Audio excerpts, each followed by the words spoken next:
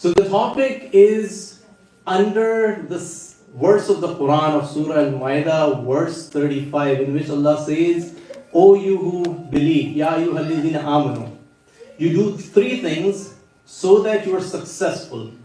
The three things are: you have taqwa of Allah. You consider Allah in every single thing that you do.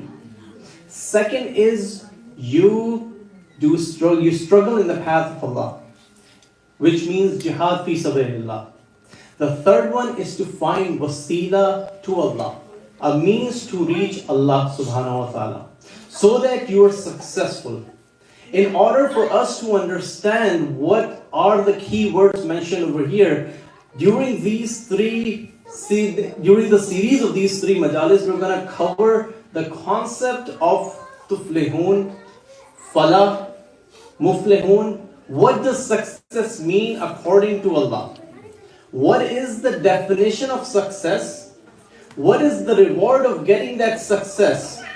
Because one thing is you're successful, but how would you know what will you get in return for that success that you will attain? If you are successful, what is the reward and how can you become successful? What are those criteria that Allah has outlined in the Quran that allows us to be successful?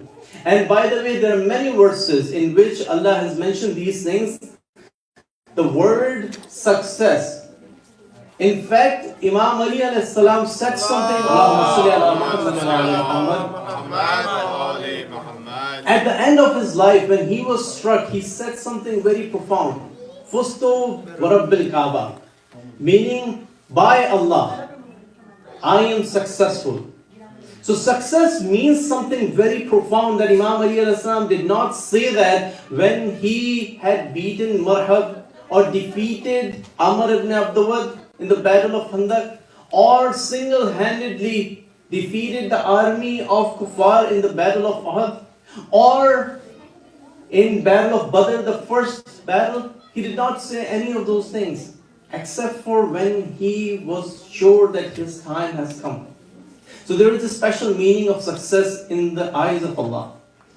In order to understand that meaning, we're going to refer to the Quran and the verses of the Quran, several verses of the Quran, and the first majlis is going to be focused on defining what is the definition of success, and couple of verses to go into the details of what are the criteria to be successful.